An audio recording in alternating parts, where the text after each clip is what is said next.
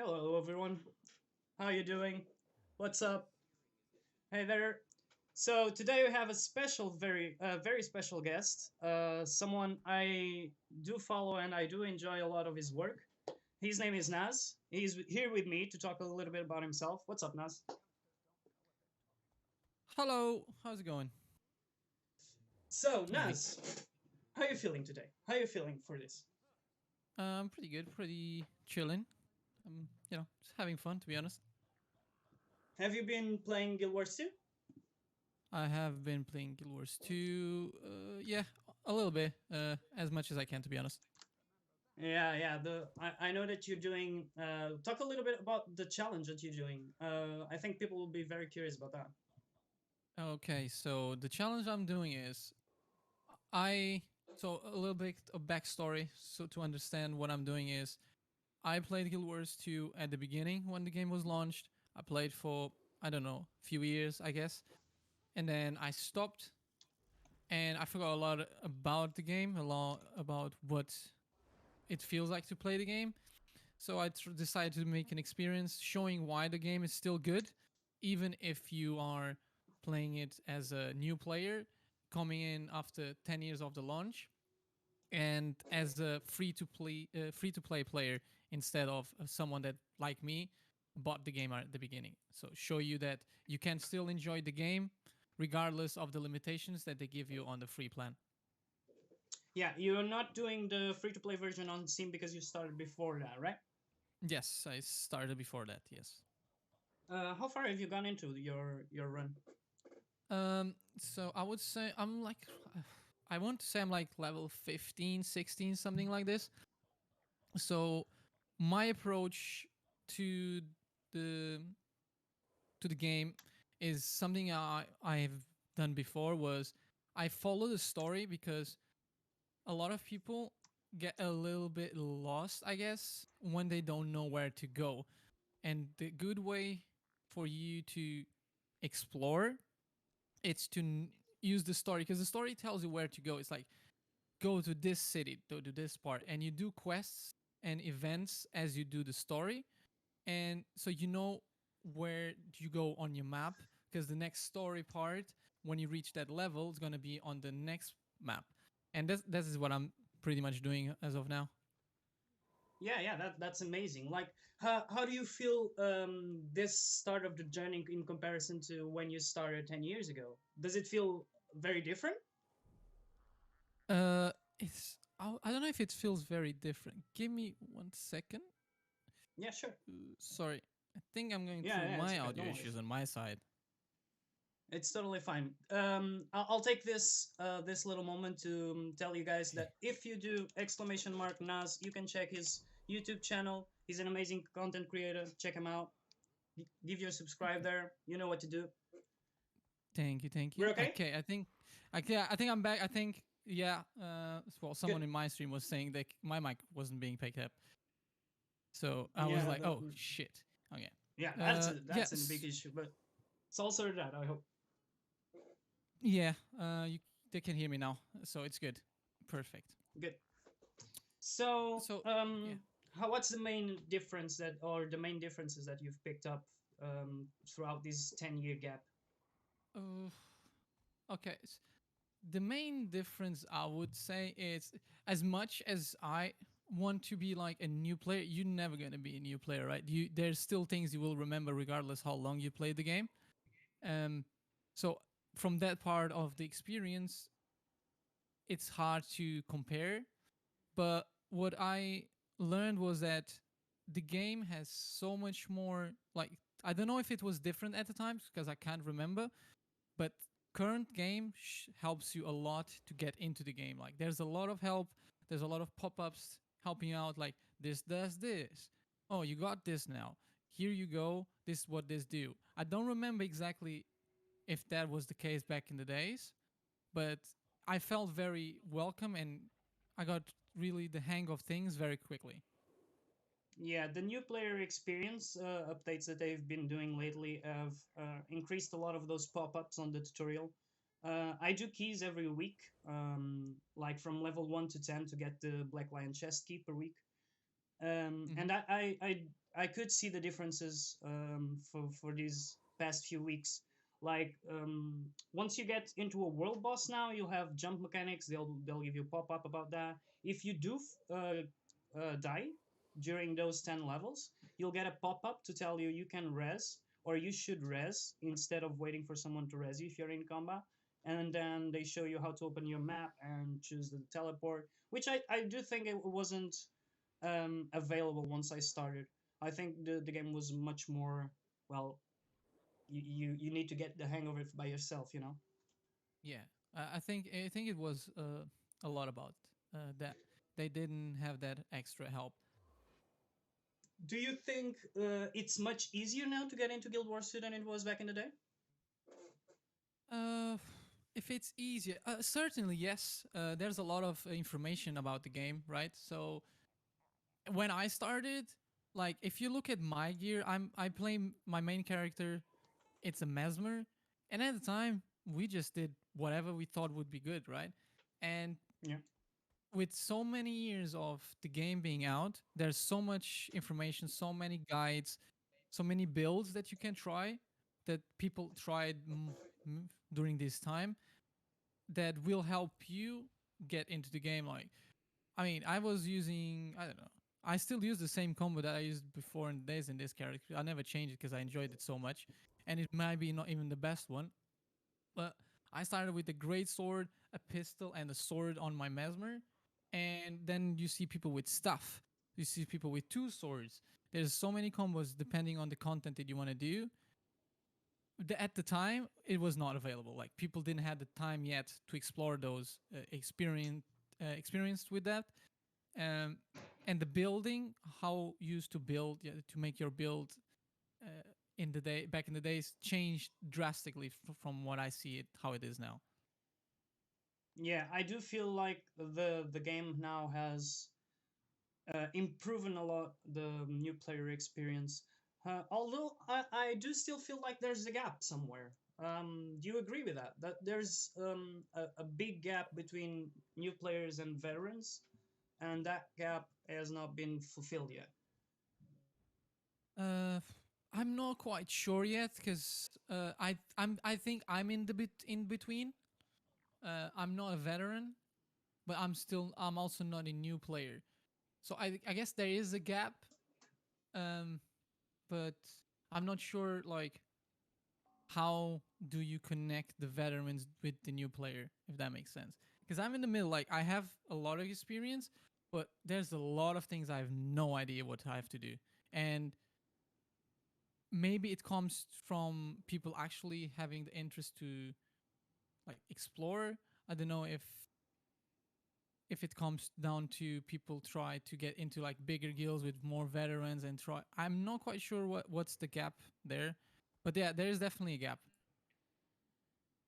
Do you feel like the arena has done something to try to compensate for that? Mm, I don't know. As I someone that it's in the middle. It's difficult. I think that if they, I don't know, probably not. I don't remember anything that they did that I would say like, yeah, this is helping me. But it also Yeah. comes from down to the person what they want to do, right? Like some players may not want to be like an elite player having all the legendary gear, whatever it is. Some people just like to explore the game to a certain amount, and that's what satisfies for them. So I don't know. Is there might be a gap, but maybe people want that gap. I also don't know.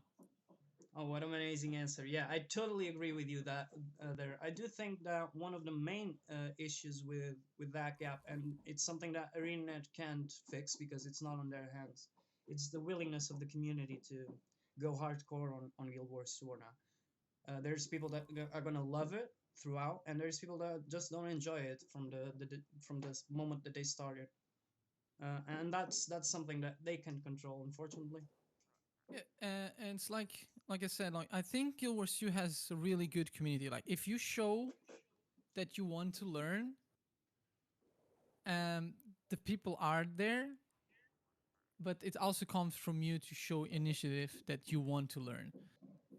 I Exactly. personally like I want to learn this stuff and like maybe get a legendary weapon at the time or whatever it is, but I wanted to do it myself. I didn't want to help. I was like, I'm gonna do it on my own. Gonna explore everything. I'm gonna learn by myself.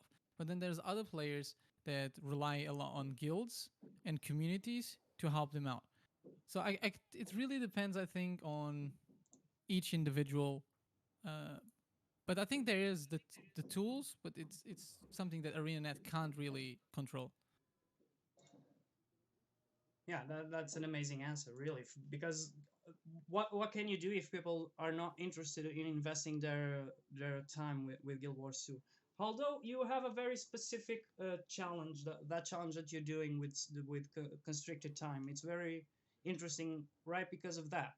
Do you think Guild Wars 2 does it very well for casual players to just hop in and do a little bit of playing each day It's the or per most week? casual MMORPG in my opinion ever. Like I've played many. Like I played a lot of MMORPGs, free and not free. But like if you're talking about like maybe the main games, the big names like Elder Scroll Online, World of Warcraft, Final Fantasy, I've played them all. I play all the top dogs, and there's not a single game that I come back to as many times like I do with Guild Wars 2. Like I did play for a long period of time, stopped because I was exhausted, and then I come back for a few months, stop, and I don't do this with a lot of games. Like maybe Guild Wars 2, not Guild Wars 2, sorry, World of Warcraft was maybe the closest one, Yeah. but I only came back to go to World of Warcraft many times was because there was a lot of people that I know that were playing it. But Guild Wars 2 was always a game that like it's not a game that is as popular, so people are as into the game as we are. So it's harder to find people to play sometimes. But it's a game that I have no issue to come by alone and play it. Yeah, it's a very easy to game to solo with. However, as any MMO, as any other online game, it's much more enjoyable with other folks. Do you think that Guild Wars 2 community still holds its reputation as the most friendliest, as it did I think once in the so. past? I still think it is. It may have lost a little bit touch of it, but this also has to do how popular the game was before, and then how it dropped, and now how it's kind of maybe hopefully coming back, especially with the Steam release. Yeah, I do think that the Steam release may have showed some flaws with some interests on the community. Like I don't know if you followed, but a lot of players stood yesterday on the starting areas con- to welcome new players. But that might be overwhelming. What do you think about that? Like, would you feel overwhelmed with that environment? Like a lot of players just hanging out outside the tutorial? Uh, Well, I don't know if again, I think that's come to personal preference. I personally would love it because it would make me feel not just welcome, or would make me feel okay. The game is alive; it's not dead. Like when there's a game that I'm starting and I go in and I don't see people, I feel like, oh shit, is this? Is there people playing? Is there no people playing? And if I see a lot of people, I was like, oh, a lot of people like this game. There must be something there for me to explore. But if there's not a lot of people, I will think maybe the game is not that interesting. Maybe I'm wrong, and I don't want to try it. yeah. Uh, there's been a fair amount of discussion, mostly on the subreddit of Guild Wars 2. I don't know if you know the fame that subreddit has, but yeah, it can get a little bit tricky sometimes. But on Reddit, there's a little bit of discussion because, well, new players might feel overwhelmed with a lot of veterans showing their shiny new weapons. Everything is shiny because, well, they're veterans. They have everything they need, those legendaries and everything, and they're just popping messages and whispers to new players, and that might infuriate some. Yes, I mean, I would hate like that's it's either that or like it's the same thing comes to guild invites. It's kind of the same concept, like people spamming you with guild invites and whispers. Like you have to give people time to get into the game, and if they want to talk to people, they will, right? Exactly. Yeah. Because if you just spamming them with like, "Oh, do you need help? Do you want to join the guild? This, that, I can help." Blah blah blah. It can be overwhelming. Yes, definitely, and negative. Yeah, yeah. I think we need to be respectful just as we are on our day to day basis. Like, you don't want to be all every time you see someone, you don't want to be, hey, have you heard about my guild in Guild Wars 2? Right? You just, well, if you know someone that plays it and know someone that needs to be on a guild, you just wait for them to ask you for a guild invite. You may make some marketing once in a while, but I don't think overwhelming is the answer, especially for new players. Although I do agree with you that the showing off of the amount of people on the starting areas is really good, and the intention is good as well. Like, I don't get me wrong, I do understand that everyone goes there with good intent, but sometimes we need to look through the other side.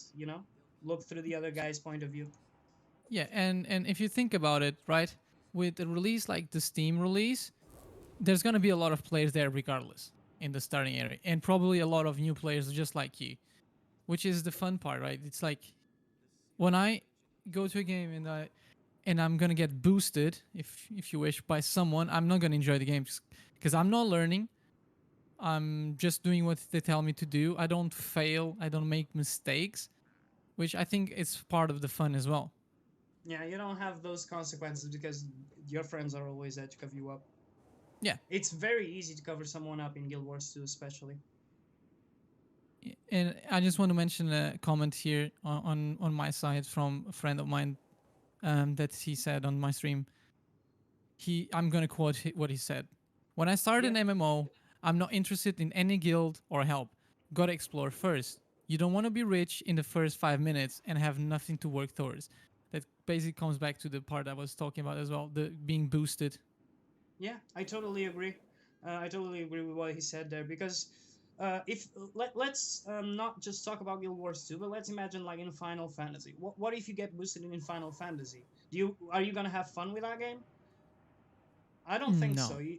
Yeah, yeah. You need to. I know that some people want to get as fast as possible to the end game, but I do agree with Guild Wars 2 developers when they said that's not what matters. It's not the destination, but the journey. Like the people you share your journey with, the experiences, all that is much more worth it than getting to endgame.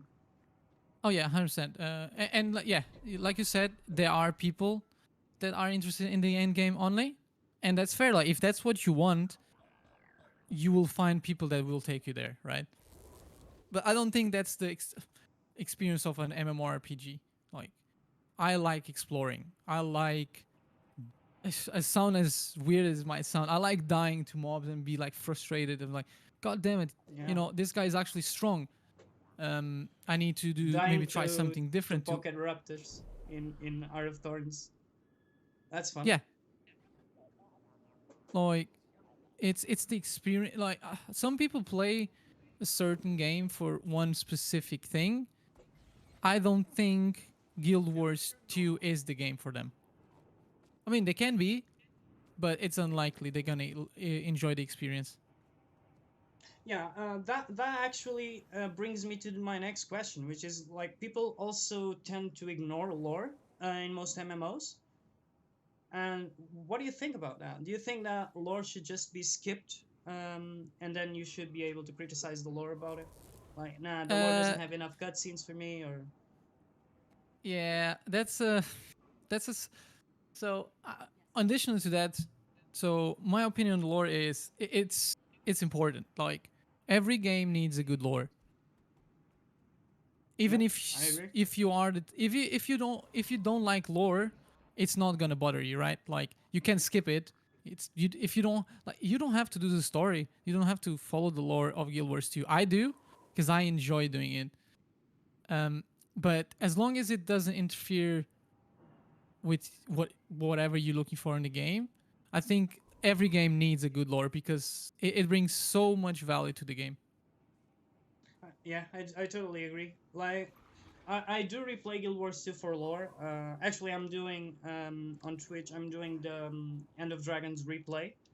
Hmm. I'm doing a replay through, and I'll tell you, man. Like, because I'm playing with an Asura, which is a race I didn't do End of Dragons before. I'm catching so much new dialogues, so much new little funny details of my voice actor for my character that I didn't had um, in my previous runs. So I do think that Guild Wars 2 has a very good way of telling its lore, especially in the latest releases.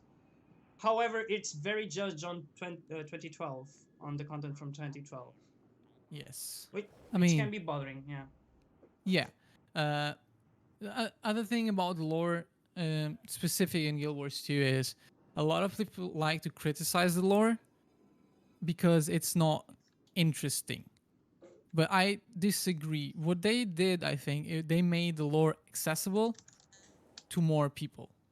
If they made it too overcomplicated, like it would be difficult for some players, especially like people like us that are not native speakers, but they still didn't make it too simple that it sounds childish or boring. And a lot of people criticize the lore of Guild Wars 2 as not very in depth or whatever. I disagree. I think you just don't.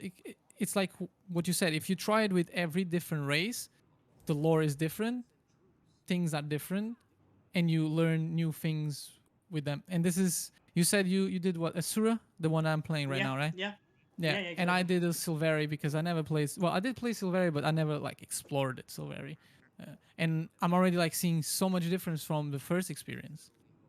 Yeah, especially on the personal story, the difference is huge. Like, there's nothing alike from race to race. Nothing alike. Mm-hmm. And people From also, yeah, should go ahead. sorry, yeah. So and people also forget about the choices that they make when they creating the character. They do have slight, small percentage influence on your character, um, and the fact that you can change like a story, like you have options. It's not just lore. You just don't go through the story. You make your own story. Like there's parts in the lore that they give you options and you have to pick, and that determines where your character and where the lore goes for you. It's not like a one way going. Yeah, true. Like the options that Guild Wars 2 has in its lore, it's something that you don't see very often in MMORPGs. Do you think it's worth it? Like the extra work that they do for that? Absolutely. uh, I think people appreciate it. Yeah. Do you think that how do I put this? Do you think that the lore itself in Guild Wars 2 tries to do everything at the same time, but then it kind of thins out as most of the community like criticizes about it? Like the I most common criticism I see is like the story is very thin on its ground. This is the most uh, common one. hmm. I guess it depends. I think I'm not sure if I'm the right person to say it because I'd never finished. So I finished the base game lore, Yeah, but never finished the expansions lore. So it's difficult for me to say if it's thin out at the end. But I can say like, what's the first expansion name? Forgot. Earth of Tones. Yeah, Yes. So I think that expansion was a little bit iffy. The story was a bit less interesting. However, I think that the fact that your character's story continues throughout the expansions is interesting. They could have done like the lore would be different. Well, it is different from each expansion, but it always connects back to your main story, and I think that makes it interesting rather than thin. But I don't know. It's difficult to say without actually having to explore all the lore of the game. but you're actually on point because throughout the expansions, you're gonna find characters that you saw during your first chapters on your on your personal story, and that is something that Guild Wars 2 does very well, in my opinion. Um, I do think that you're also on point where the Art of Thorns expansion was a little bit fizzy with its lore, especially because of crunch time, in my opinion. Is there Hmm. any content that you're looking for to do on your run through? Uh, huh. Content. You're talking about my new the experience I'm doing. Yeah, yeah, I don't know. I just want to. I'm not sure if there's a specific thing that I'm looking for, but what I'm looking for is to learn new things or learn the correct way, if that makes sense, of things that I never learned because I just went through them like not knowing what I was doing. But now, and I still enjoyed the game regardless. So I think there's a lot of things that I missed in my first experience, and I just want to experience them as well. how do you think that that would be the best way to experience those things? How do you intend to do that, to achieve that during your content creation? Well, for me is the fact that I'm putting certain amount of hours helps. It's because I can like manage exactly what I'm doing, so I'm paying more attention.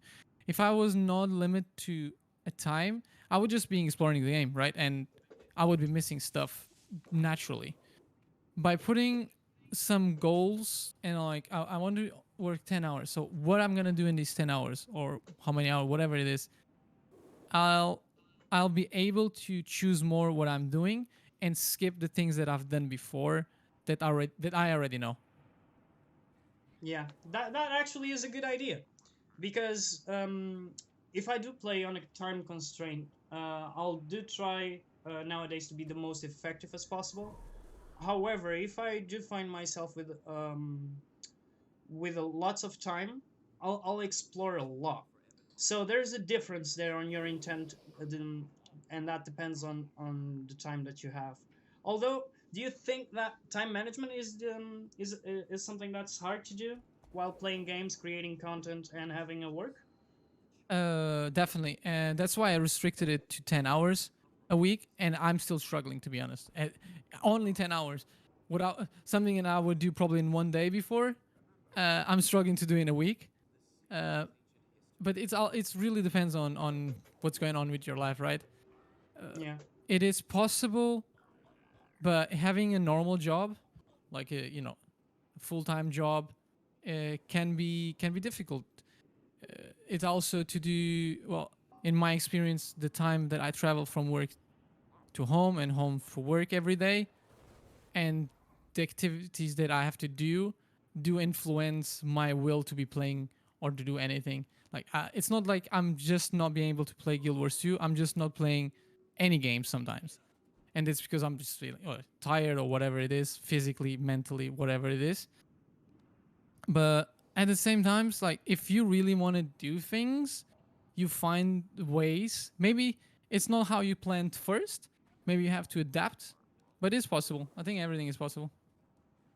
and what would be the best practices for anyone that is finding that difficult as well? Like, is Well, there any tips and tricks that you could do? I try to plan ahead, if possible. Right. So the first, it's this week I want to do A, B, and C, and I try to plan them throughout the day. Obviously, there's other factors as well, like social life, yada yada, that you have to consider. So I try to put that time ahead.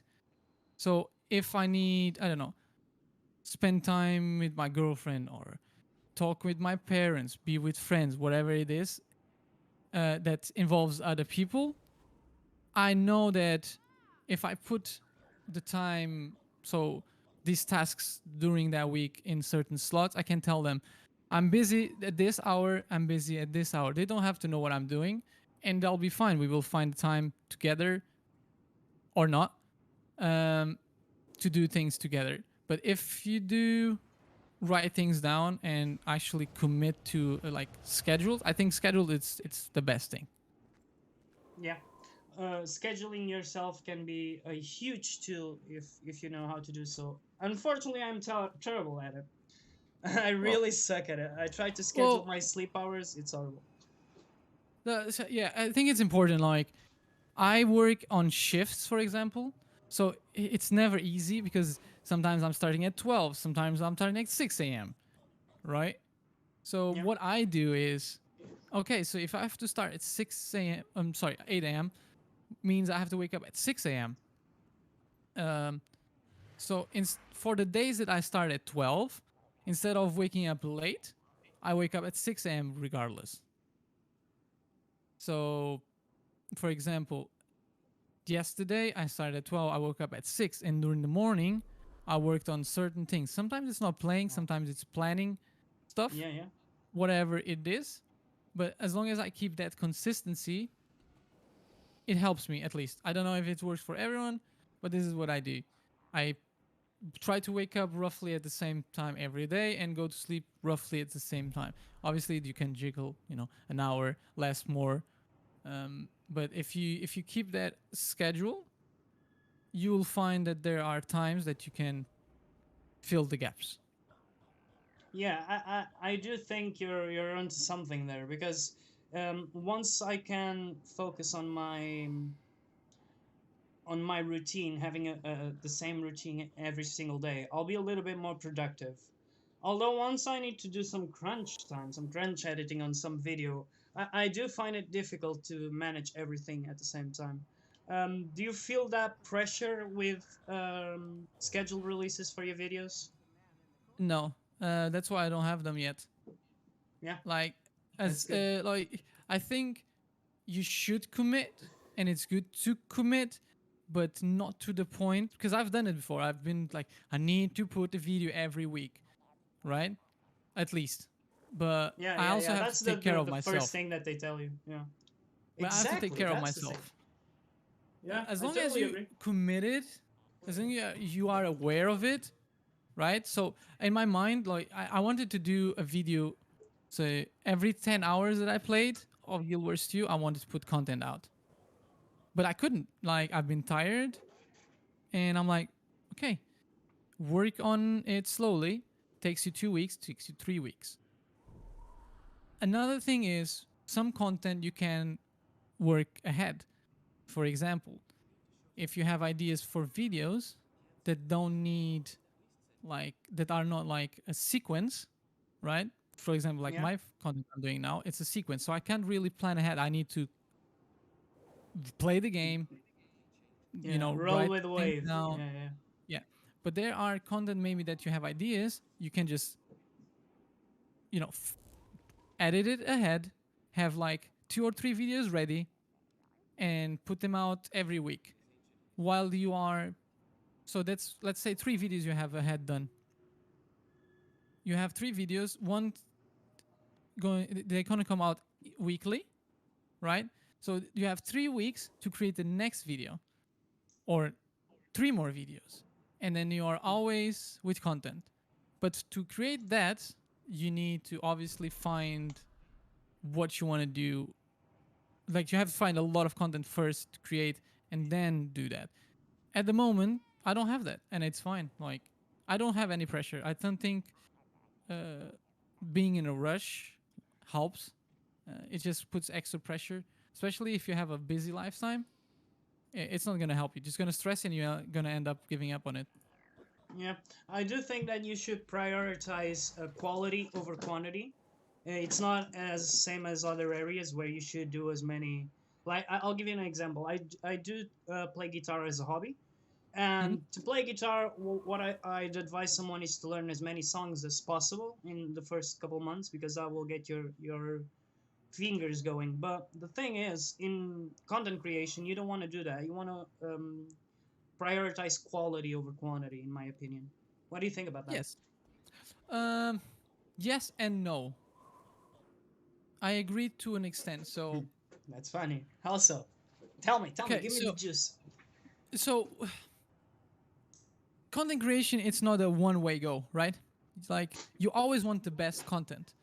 But for me personally, if I don't make content at all, or at least working on it, even if it's not editing, sometimes it's I have a log, I have programs where I log everything. I write ideas, I write scripts, I write everything, and they are ready there. But if I don't create them, it's like if I'm thinking about the quality all the time, I will never do it because I'm a perfectionist. As being someone on the creative area, you want it to be perfect. So in my mind, if it's not good, I'm not gonna do it. I stopped doing that because I know that I'm not an amazing editor yet. But if I don't edit at all, I don't practice. Yeah, Make sense? that's true. Yeah, yeah, it makes total sense. Do So, you think and that? yeah, Sorry, sorry, go go ahead, ahead. go ahead. No, no, yeah, go ahead. Finish. So yeah, so basically, that's my like. I do want to put quality out, sure, but I have not even 100 subscribers, right? Right. Who's Exactly. I, are they gonna really care too much about the quality? It's more in your mind. Of course, it's there is like a minimum of quality that you need, but if you don't practice this skill, you are not gonna evolve. And that's the only way for your quality of your video to improve is by practicing. If you don't make the videos, you are not practicing. Yeah, I agree with you there. And the thing is, you need to be bold as well. Like, you need to try new things, and don't be afraid to try new things with your content. Because Sure. every once in a while, you'll see people just getting into the wave and trying to be, well, I'll just call out one one streamer. Like, everyone wants to be Hasmongold, but then you look at it, and Hasmongold is is himself. You know, like, you don't want to be someone else. You need to be yourself, and Yep. you need to be bold by yourself, by your own ideas. Do you think there's Yes. a lot of copycats nowadays? Not just copycats. It's people like you spot on. It's people not being themselves. And I was there.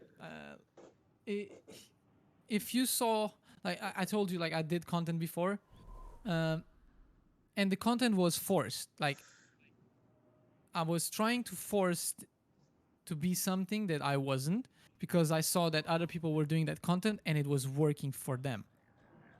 But every Yeah. person has their unique things, right? Exactly. Uh, That's the thing, isn't it? It's funny yeah, because the same thing that worked for somebody else may not work for you. of course, yeah, it might work, but it might not work. You have to identify that for yourself. It's like, is this something I like to do? Do I feel comfortable? And by being comfortable, I mean, how do I put this? It's like, is this something that I enjoy doing it? Is this something I see myself doing in the future? Because that's the thing. Like, oh, it works. It might be good. I'm gonna be successful. But then in the long run, it's like I hate this. This is not what I'm doing, and then it will show on your on the rest of your content eventually. Exactly. That's the thing that people sometimes don't understand is, if you're not being yourself, and if you're not enjoying what you're putting out, it will show through. It always gets somehow to show through, and you need to be aware of it as well. Like, you can't be just trying and trying the same thing and expecting to have a different result. Yeah, exactly. So, Well, I have a pretty funny question for you. okay, Uh, I did check your content, and I did saw that you do enjoy anime as well. I do. Yes. So, we've talked a little bit about lore, and I want to Hmm. compare a little bit about lore in anime and games. I know this may sound weird, but hear me out. So, anime and games are very different types of content, obviously, although both try to tell you a story. Which has been the best anime and the best game for you in main story content only? Ooh, best anime. So best anime in terms of story, Yeah, main and plot. I'm main plot. Uh, so I would say in terms just as in story itself, not personal like liking, has to Yeah. be the, the one anime that a lot of people skip because it's too bloody long and no one wants to bother. It's called One Piece. For me, One Oh, Piece has the best story and character development of all anime that I That's watch. funny because I'm starting One Piece. I did start a couple months ago. I mean Skype right now, so Oh don't spoil my. me. Don't spoil me. But You yeah, met I'm Eminem, huh? having a. Sorry. Well, if you are Skype, you're gonna meet Eminem at some point if you didn't yet. That's what I Oh, call him. I He looks haven't just yet. I haven't yeah, yet. he Oh, looks that's like nice. Eminem. I Look, don't know if it was based on him, but it does look like Eminem. I do follow you there. The writing on One Piece is brilliant, man. The every single line is so thoughtful of each character that is saying it. It's so Yeah. beautiful to just look at. It's amazing. And look, the anime itself on the episodes I'm watching, they're pretty old. Okay, I'm not watching because of the Mm-hmm. animation or anything. I'm just Yep. enjoying a hell of a story. Like Alabasta was huge. I loved Alabasta. It was One of my amazing. favorites. Yeah, yeah, it was pretty fucking chilling, man. I don't want to Yeah. spoil anything for anyone, but it was fucking amazing. So Truly, truly one of the best. like I watch. I'm a person that likes lore.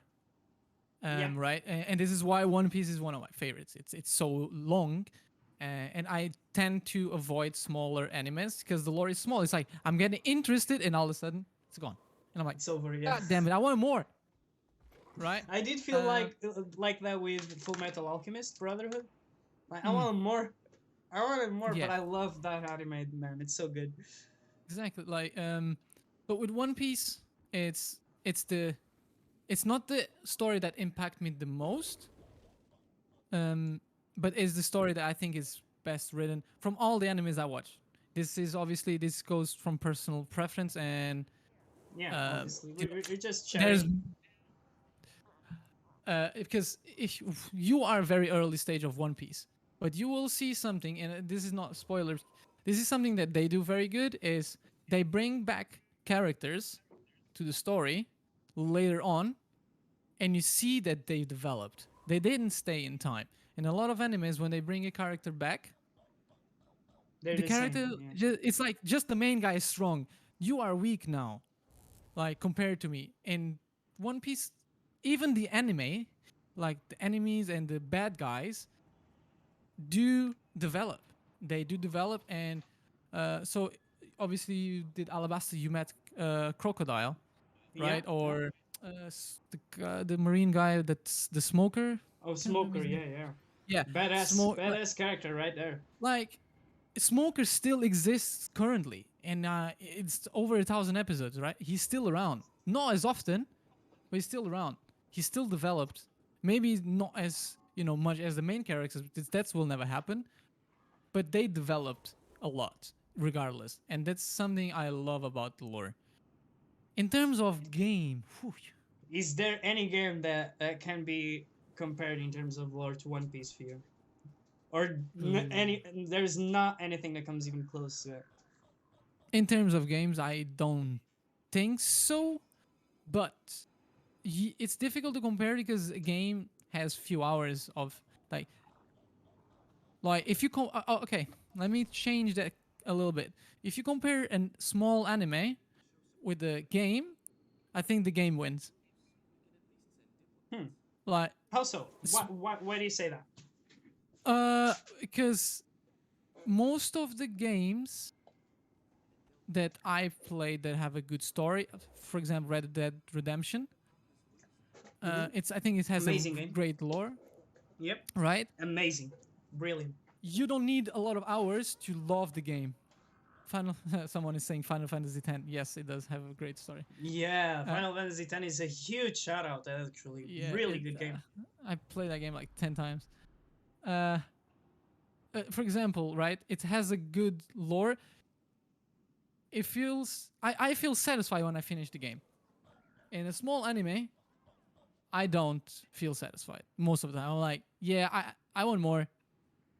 It could be more. And this is why it's difficult to say when an anime like One Piece has over 1,000 episodes. You have way more time to develop that lore than compared to a game that lasts you, I don't know, maybe 10 hours of gameplay. I don't know, roughly. Really depends on the game. Do you think that there's any game that you would praise for its lore independently. Like, this is the best game for lore for me. Phew, I don't know if I have one in mind. Just because I There's so stopped many, playing. maybe. There's many. It's not only many. It's I got to a point in my life that I stopped playing single player games mostly. It's like if there's one specific game that comes out, like again, Red Redemption, for example, like the second one when it came out, yes, I want to play that game. But I don't look forward to as many single player games as much because I don't have the time socially to spend time with some people. So I spend time playing video games with people that Yeah. have less allure, and I'm more there for the fun with the friends than the single player game that I don't have as much time to invest.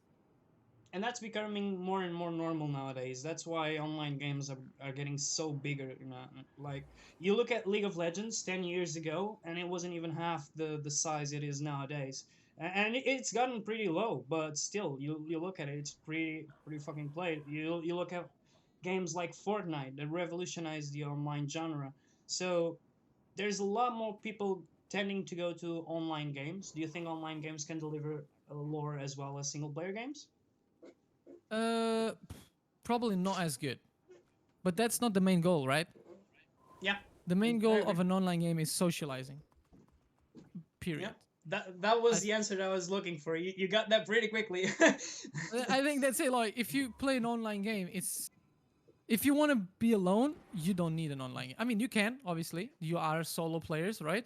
But it's unavoidable. There are people there. You are never alone, regardless if you're playing the game alone or not. Yeah, you want to share the experience with other people. That's why you're playing an online game. Yeah. Do you think that nowadays I look at ESO where one of its marketing lines is play solo when it is an MMO? Do you think that that isn't becoming the norm, or is it going to become the norm for MMOs Well, I hope to not. become more solo experiences? I hope not. Well, because that's one of the reasons I play an MMOR. Like MMORPGs is the most social game, or should be, in my opinion, Yeah, I of them agree all. there. Because I mean, you have dungeons, you have raids. You're never gonna do them alone unless you're playing solely for the experience and exploration. Then sure, fine. But I don't think anyone makes an MMOR thinking, yeah, you want to play it alone. I don't think any developer thinks that. What do you think about the games nowadays don't have the same difficulty bar that they had before? So that's What do one I of the think? reasons they become more soloable. Like they become easier as well. Do you think that that's an issue, or that's something that should change in your opinion? I think every game should be different in that regard. So I don't have an issue with it because there are people that don't like to be hardcore players. I used to be a hardcore PvP player. I used to beat the shit out of people, and so I That's was always fun. hardcore. I was hardcore, right? But I've changed. Like I don't have that time to invest. So I like a game that it's easier for me to get into, and for me to enjoy it, just like Guild Wars 2, which I think it's the best MMORPG in that regard. But they can still be hardcore, right? You can still have the aspects to hardcore. But then it comes to the players' expectations. So people be like, oh, let's say Guild Wars 3 gonna happen, because there's rumors, right? Yeah. There's been some rumors. Let's say that the rumors are Guild Wars 3 is coming out. If they tell me that the game is gonna be hardcore, right? I Yeah. don't, I'm not their target audience, which is fine. The problem is people try to change the game. Oh, it's too hardcore, whatever, or it's too easy, change it. A good example for me, it's New World. New World was Oh supposed to be yeah. Oh, super hardcore. Was I supposed to was be about to like say that as well. Yeah. drop. It's gonna be like full loot drop. You die, you lose your drop, you use your loot, Massive whatever. PvP. Yeah, and I was like hooked because, like I said, I was massive into PvP. Yeah. Um, and then I asked for a refund because they changed the game. Like, and this is the problem. Some developers like they listen to the audience too much, that they change it. Like there are games for everyone. The next MMO RPG doesn't mean that's your MMORPG or Exactly. whatever That is genre. huge. No, keep going, please. You're No, talking well, huge. that's it. Yeah, that's what I basically my answer. That, because nowadays everyone wants to play the next MMO. Like, oh, the next MMO. Like once Lost Ark came out, everyone wanted to play it. Hmm. Not even people that didn't like isometric games, they wanted to play it because they wanted to play with everyone. But sometimes you need to identify the games you do enjoy and the games you don't enjoy. I don't find it fun to play Fortnite. I did try it, but it's not fun. It's not for me, so I've never touched it again. It is what it is, and you shouldn't be like mad at the game about it. I don't think that's your right because the game is not for you. It's not targeted at you. The same way that you have some marketing advertisements that are targeted for you and others that aren't, and it is what it is. You Exactly. can't. You go ahead. Sorry. Sorry. No, no, go. Just to top it off, you can't ask the world to change just because you want it to. Like, it's Yeah. not all about the individual of yourself. It's about the other folks, the majority of everyone. But this comes also on. It's like I said. I think it's developers' fault as well, because Yeah, if like you are a developer, you want this game to come out. This is the base. The game's gonna be this. Don't change it. Like obviously, there's gonna be changes in develop, yeah. The developers should but have their own identity for their game. I agree with that. Go ahead. I know there's this stigma in MMORPGs. There's like, oh, there's never gonna be a new good MMORPGs. I think Ashes of Creation, it's gonna be a banger of a game. It's still in Yeah, development, but they are not changing the core of the game, which is essential to me. This is one of the first things I noticed. Like, this is what we're gonna do. This is what we're aiming for. We want to do this, this, and that. They don't change it. They are yeah, developing it, and and they they're keeping understand their their words. niche. Yeah, Yeah, amazing.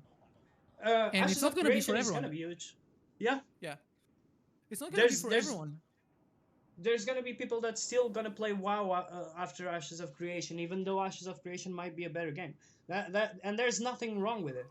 WoW may just be for you and not Ashes. You can't. I do think that developers are at fault because they sometimes lose the identity of their project, and that happens with a lot of games nowadays. Look at Far Cry and Assassin's Creed.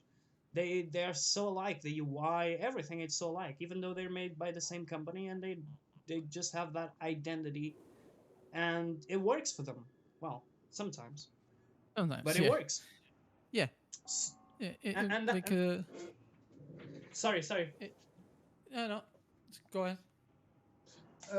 Just to top off that same thing as well, like I do think that companies nowadays are more interested in the buck, like making a good buck, than going for the willingness of their own community. Yep. I mean, 1,000%. It's not they are after the money. They are after the easy money, and this is one of the reasons I stopped as well to like pre-order a lot of games. It's because like until until you release the game fully, I'm like as much as I like supporting devs, I'm not doing it because a lot of people just gonna be like, yeah, sorry, we had to change because a lot of people complained, and I'm like, yeah, well, Yeah, and Guild Wars 2 is at fault as well here because if you look at Heart of Thorns when it released, it was hard as hell. People were being knocked out through left and right. It was pretty fucking awful to look at something like the Chuck Garant back in the day, and yep. the feedback was so bad by the casuals and by the new players that it was too hard, it was too much, and they just nerfed it. And nowadays you look at it and you just run smooth. There's no difficulty whatsoever. Yep. So Guild Wars 2 is at fault as well. It's Oh not yeah. it's not it's not something that only happens in certain games. Like it's very common nowadays to see companies just be so willing to go for the easier and wider audience than go for the interests of their own game and their own identity. Yeah. What do you And think I is think the? they realized it Oh, now. sorry. Yeah, I do think as well. That is a pretty good point because I haven't talked about how good they've been lately. Do you feel there's like that much of a difference from back in the day to today in terms of development? Yeah, completely. Uh, the fact that like I think this might be just theory of mine. I think that they were about to give up on Guild Wars 2. They were about to develop something new, right? But then COVID hit, and they were left with what they had. And then they Yeah, realized maybe if we give this game a chance again and put the right people in the right place, it has a future. and it has. If It that's does what definitely. happened, I think they did the right bet there. Um, do you think like the communication that they've put out throughout this year has done any good to their image, or is it tainted forever? Is there It's any not way to tainted. fix I them? mean, you cannot change what you've done in the past, but you can change the future, right? Like Yeah, if they exactly. I think they recognize their mistakes. They're like, okay, we are failing miserably to communicate with our community, and we are not listening to what's going on. So they put in people for like their own forums and Reddits and yada yada to deal with that stuff. And I mean, I have a bot on Discord, and it's the most active bot is the Guild Wars 2 bot. They are always Yeah, putting nowadays something they're new. yeah nowadays they're always putting something new. It's incredible. Yeah, Yeah, I mean, yesterday they did three, four posts. I see it now. Four posts on their website. I'm like, wow, what the hell is going on? yeah, it is pretty good to see in my opinion, and I do think that community needs to understand that they are making a huge effort just to put those out because besides working on them, having the time management to also put it in a readable state for the community, that's ton of work. It may not seem so, but it is. It is. It is. It makes huge What difference. Like what you don't is feel abandoned. yeah, true. And that was a huge problem with some of the releases in expansions. Like they did Out of Thorns, and then we were left out in a limbo for 6 months, and that was Mhm. one of the big mistakes that they did. But what do you think is the strongest qualities that Guild Wars 2 can supply to the normal or average MMO player? Wait, repeat the question. Sorry. Yeah, no problem. What are the strongest qualities, like the main features that you think that Guild Wars 2 will appeal to the average MMO player? Oh, first of all, it's easy. It's easy to get the hang of it. Um, this, uh, in my opinion, it still is, and it will be for a long time. Combat system. There's no way someone tell me that this combat system is not fun. It might not be for everyone, sure, but I think it fits the majority. Like the typical tab targeting combat system lost its ways, in my opinion. It's stagnant. It gets boring. You pretty much, uh, you know, in the same place. But then the action combat is always funky. Never works well. It's all too flashy. Some people just can't, be bothered. It's too quick, too much. And Guild Wars 2 is just like the combat in there is just spot on. It's like you have some extra movement. You have less restrictions. You can like do some funky stuff, but it still works very well. Um, and it's simple. Like it's not like you have 20,000 buttons on the bottom of your bar and you have to press all those skills and like World of Warcraft does. Um, but it's not too simple. It's not like three or four only, and you are super limited. So yeah, and I still think the community is one of the best communities in terms of futures exploration. Like the game is still beautiful. It's still fun to explore. Like tell me a game that has such a complex water system. Like most of the games, like yeah, it's water. You can maybe swim, maybe not. Here, you even combat under the water. Like You even they, have your very own special weapons for underwater. yeah, you It's huge. explore the water. You explore everything. There's even the air now, you can glide, you can do bunch of stuff that you couldn't do at the beginning of the game, like so much.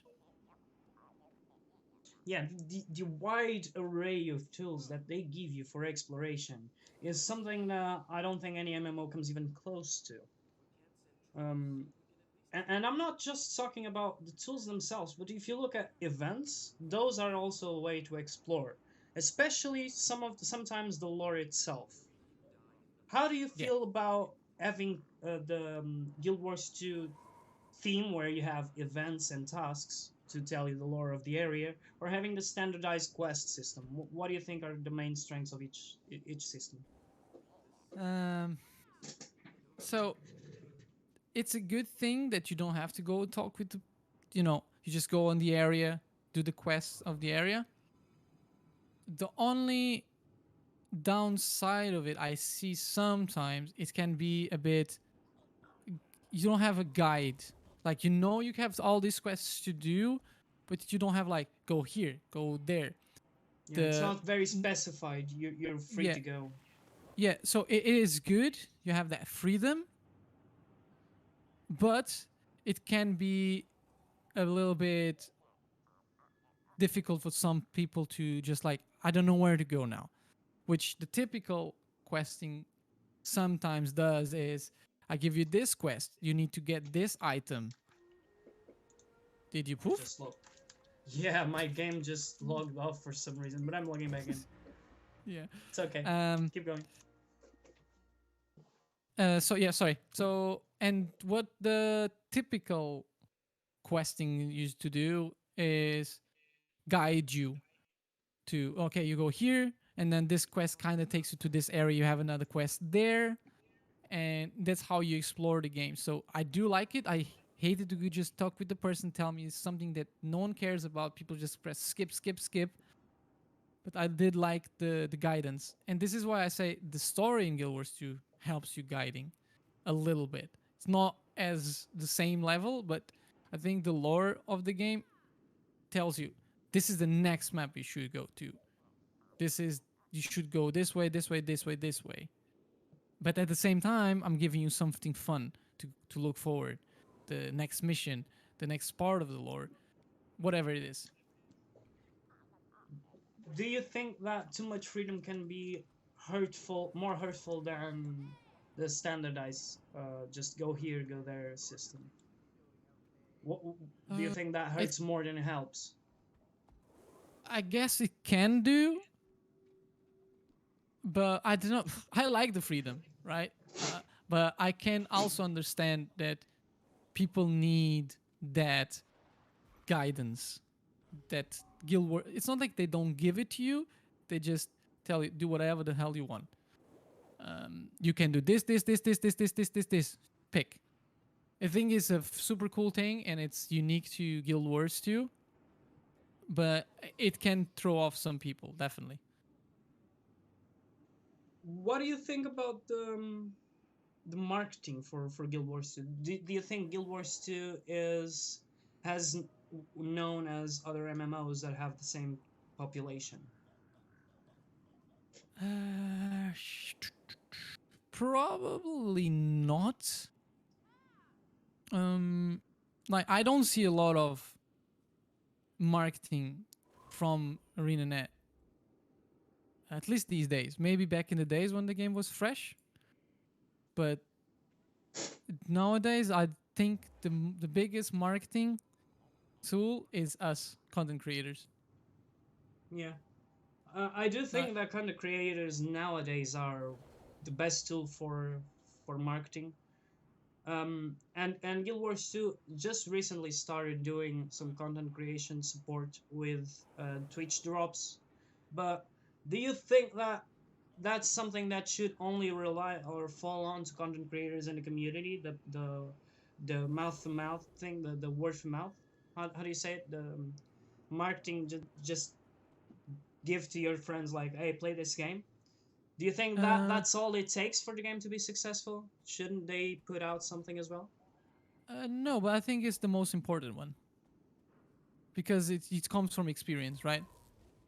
Like, when I see an advertisement of a game on YouTube, for example, right? Unless there's something really there that caught my eye, eh, I'm probably not gonna try it. Like 90% of the games that show up, I don't even catch interest.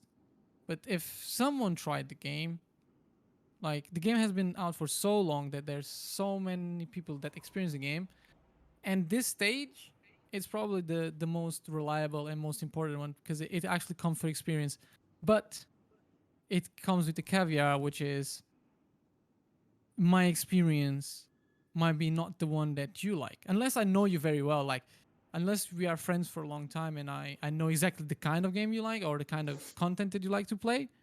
If it's just like me talking to you and I don't know, like for example, I love PvP, right? And I think Guild Wars 2 used to have a really fun PvP um, at the time. But if you don't know that, you're gonna tell me, but you love PvE more than PvP, but you had a really bad experience with PvE. You're gonna say, yeah, the game is not really fun. But for me, it's like, bro, I love PvP. It looks amazing, but I didn't know that because you didn't tell me. Yeah, So yeah, yeah, it's a caveat. you're spot on. Do you think that Guild Wars 2 deserves more recognition than it has nowadays? Like, Always, is this game widely recognizable enough? it's not. Okay, Unfortunately, so it's not. we've talked about some of its flaws. What do you think are the main flaws for that to be the case? That is, The main flaws. I think we've people don't talked like about change. Like don't like people, I think change. Yeah, so. Guild Wars 2 came into a time. Well, first of all, the reputation that people gave Guild Wars 2 didn't help. Not just the players that came from Guild Wars 1, was also the it's gonna be the next WoW killer, which was never the intention. That should never be the mentality. So people that were a bit tired of WoW, they went to Guild Wars 2 with expectation, yeah, it's gonna be much better, and the game is so much different from World of Warcraft, and they're like, oh, I don't like this. I like World of Warcraft. I'm comfortable. I know everything there. I've grown up with it. I think that's a flaw as well. I don't know who made that. Like, I don't know if it was a marketing play from ArenaNet at the time to try to get people to play the game, or if it was just the community in general that gave that reputation. The flaws, the flaws is it's difficult. I don't know. When you enjoy the game so much, it's difficult to it's point something. yeah. I totally agree with you there. Like, it's really hard for you to be able to pinpoint what is the main mistake here. Yeah, I don't know because I enjoy the game. But then you might ask, then why did you stop playing? I just stopped playing because I don't have the time, and I like to play with people. And if I don't have the people, then I can enjoy for like a few months by myself. But then I stop. Do you think that games overall have given you more fun per hour than the opposite? That being unpleasant or unfun or rageful or even the feeling of unproductiveness per hour? Uh, Do you think it's worth it for you to play games? Like, if you're giving your opinion to someone who has never played games, would you advise them to? yeah, definitely. Like I don't think I lost interest in games or playing video games because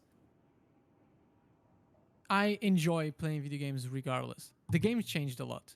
Like the experience changed a lot, but so did I, right? So um my what I used to like before, it's not the same that I like now, and it's also influenced to do with my lifestyle. Exactly. Yeah, I agree. Do you think that you enjoyed more back in the day than you do nowadays? Like, did you I don't enjoy think I more playing enjoy. games? I don't think so. I think I enjoy as much. I just don't have like before. I would say I have more time, so it feels like I'm enjoying more because I'm spending more time in the game. So I'm spending more. I'm investing more into the game. But now, since I don't have the time, I enjoy it as much as before. It just doesn't feel like it because I'm not spending 10 hours a day or 8 hours a day or how many hours a day that I used to compared to now. Yeah, I see. Like, there's a lot of people nowadays. Like, I'm talking about like from 30 years old and above, that their responsibilities make them think that they don't enjoy games because they feel unproductive, and they might just not enjoy them anymore. But I don't think that games are getting like that much worse than it was back in the day. I think they're getting different. They're evolving in a different way than they were 10 years ago. Yeah, that's it. Like I think they lost some qualities, but they gain other qualities. But then again, it comes down to the game that you are playing, because there's a lot of games and a lot of companies nowadays, way more than before, that just care about the money. So they're gonna make the game slightly interested enough for you to pay for the game, and then drop it. They don't care. But there are still games out there that I have as much fun because I'm playing the game as it is intended to, and they are not just looking for the money. Sure, the money is important, it keeps the game alive, but it's not all of it. Yeah, exactly. The thing is, that's not what it takes. That's not just that it takes to be a good game. Do you think like there's some hardship when it comes to following the trends as a content creator? Do you think that you should be pressured to follow the trend, or you should just play the games that you love? How do you feel about that? Like for Mm, new content creators such as myself, let's say like that. Should we try to go for the trends, or should we stay in games that we love, like myself in Guild Wars 2? I think you should stay in the games that you like, because if you like the game, unless the game is dead, then you will never have following, right? But if there are a community, at least, so you have to also think about that, right? Guild Wars 2 still has a community, and it's huge still. It's not the Mm. biggest, but it's still huge. If you're gonna go with trends, but you're not gonna enjoy the game, there will be a point that you're gonna say, "F this, I'm tired," and you're gonna give up because you're not enjoying. You're just forcing it to try to make it. But if you are patient enough and believe that your content is good or is getting good, you are doing something that you enjoy talking about, then it's much easier. The journey makes it easy. I tried to do that. I tried to play Fortnite since you mentioned it. I hated the game. It's not for me. It's a good game. Nothing against it. But hell no, I'm not playing that game. Yeah, I feel You you know? there. Yep, So it's not our cup of coffee. Let's call it like that. It's not for us. exactly. Like I mentioned to you earlier before the stream, right? That my first content was Guild Wars 2. Yeah, And I'm back to it because this is what I enjoy. Do I believe it's the game that gives me boom, gonna be successful? No. But I'm doing something I enjoy. After that, I might try here and there stuff that I'm not as certain, but I'm still staying in my lane. I'm still doing things that I enjoy. I'm gonna talk yeah, about maybe games that I invest less time with, but I still enjoy. Because if I would just go with the trend, then I'm going after the money. and that's And this that's is the not thing my that motivation. yeah, that's the thing that content creators or new content creators tend to start just focus on the money, and that's when they lose themselves on it. Like, each, in my opinion, you should be able to feel comfortable while doing your content, and you should be happy about the content that you're putting out. You may not feel 100% accomplished with it, but because you always know that you can improve something. However, you should be feeling proud, like, hey, like, man, really like to put this video up. I really love to do these streams. And that way you get more comfortable. You get to be yourself, which is something that is much better than just trying to trying hard to be entertainment. And that can be an issue as well, and you get lost in it. How much pressure do you feel like in terms of entertainment versus having fun yourself? None. I don't Oh, feel that's pressure. big, isn't it? Yep. Look, I, I I, I I used to. I was like this is what I said before. If you look at some of my old videos, not the Guild Wars, but some that I did after that, I was thinking, let me be funny, for example.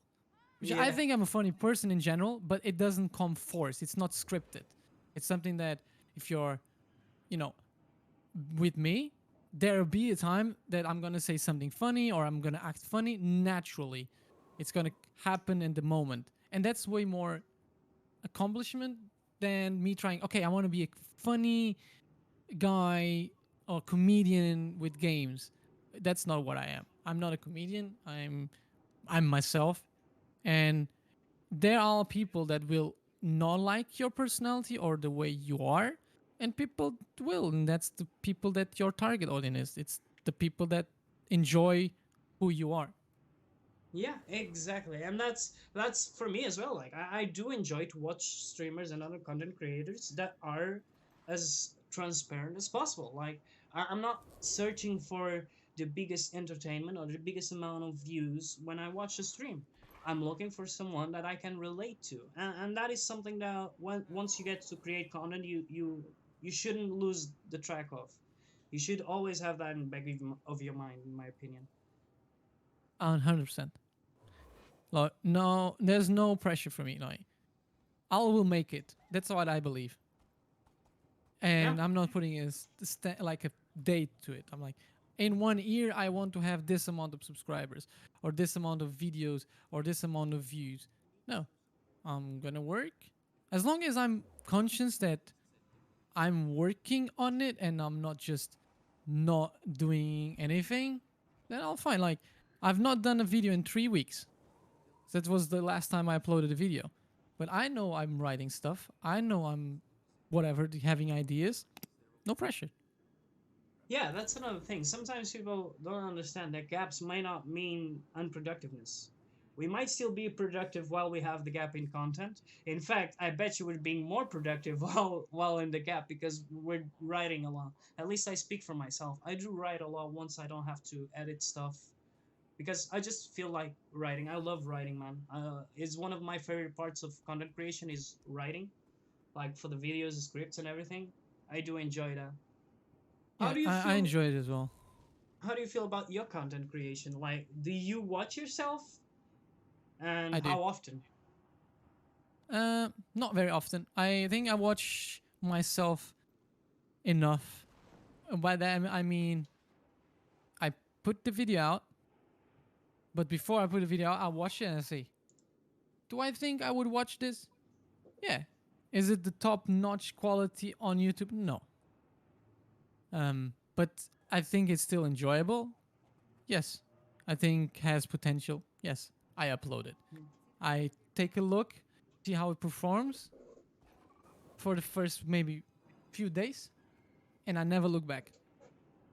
Exactly. That's exactly how I do it myself as well. Because I do watch like the first few days how it's going, and once you get some statistics in, you can thoroughly go through and see what works and what doesn't.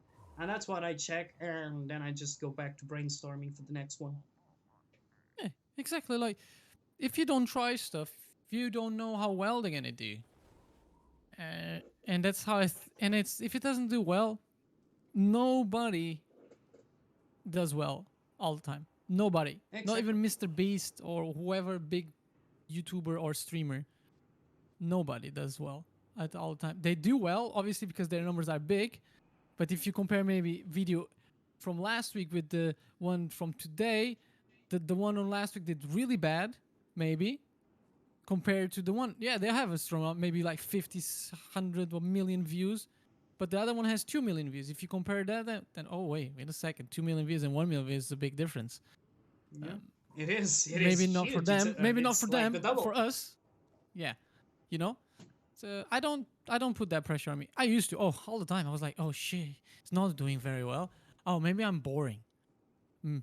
Obviously, it's good to analyze and see the problems and improve on the next video, but don't beat yourself up.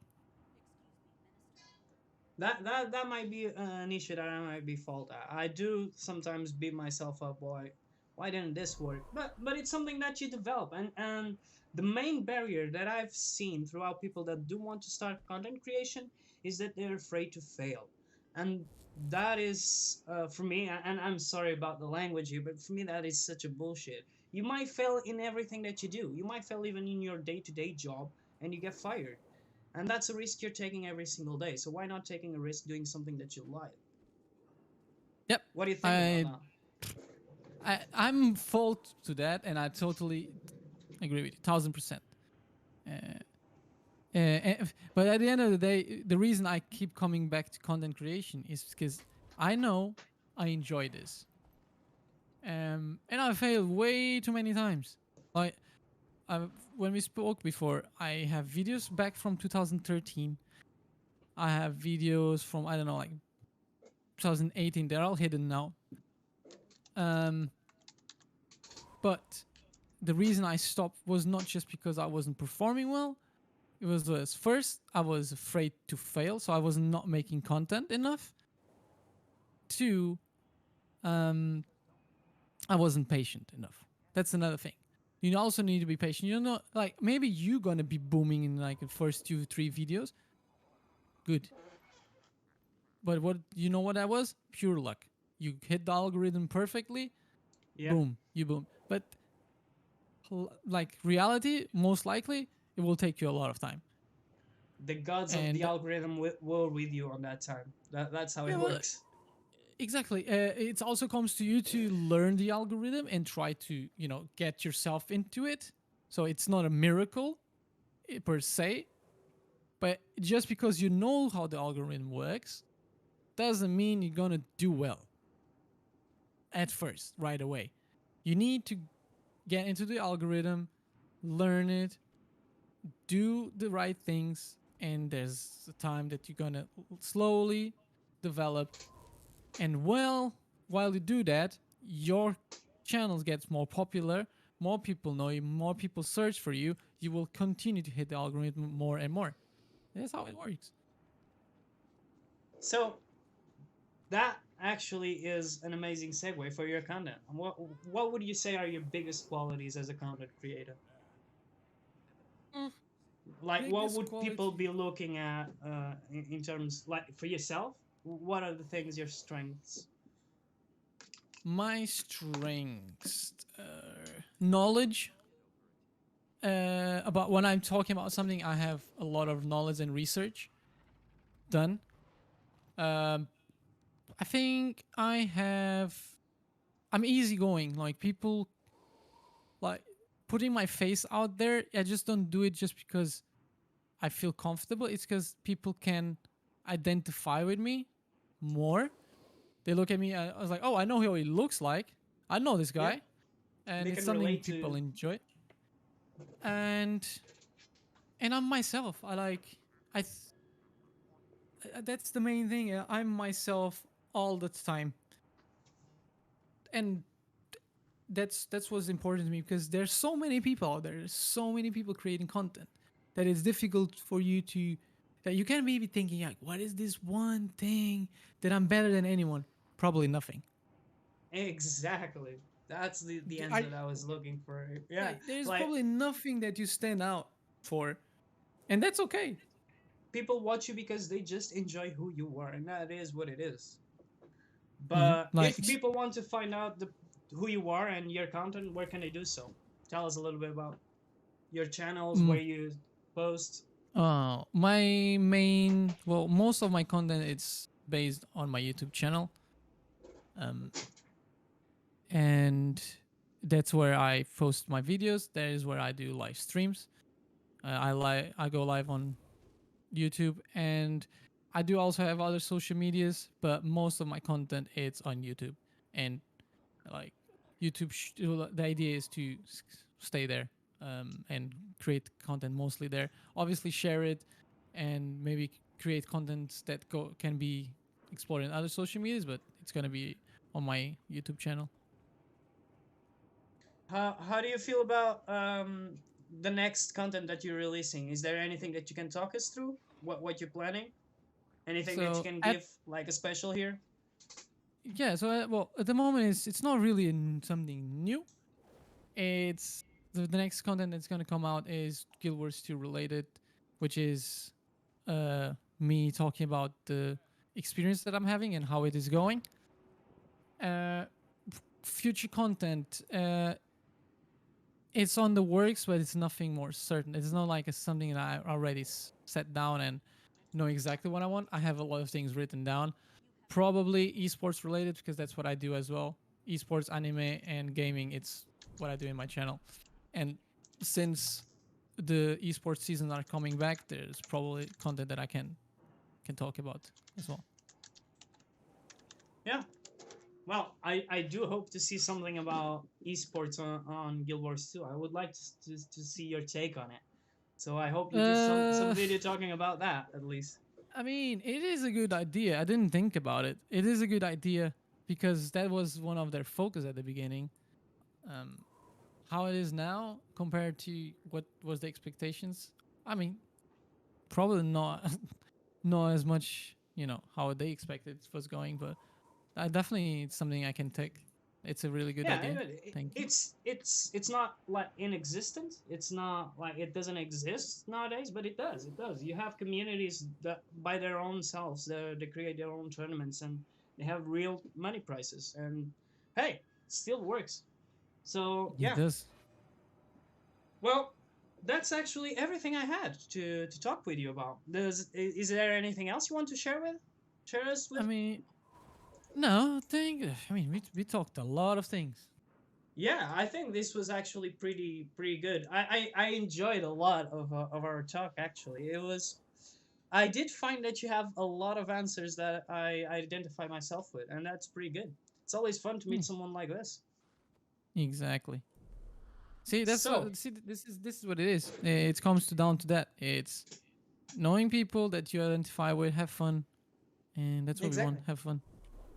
So guys, if you want to give Naz here a big follow on YouTube, go in there, subscribe, give a like on his videos. I posted now on chat the last video that he put on Guild Wars 2, and I believe that the next one is coming is the segue from that. Yes.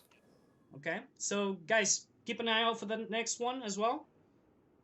Naz, I appreciate you a lot, man. That this was amazing. Thank you very much for coming here to and Thank you doing for this with having me. me. This Yeah, no was worries. an absolute blast, man. I loved it. Yeah, yeah, me too. It was a first timer, and I enjoyed it a lot. I hope we get to do this another time. So that's gonna be it. I'll be right back, guys, on the stream. I'm just gonna finish things up here with Nuz, and I'll see you in a bit. Be right back, guys.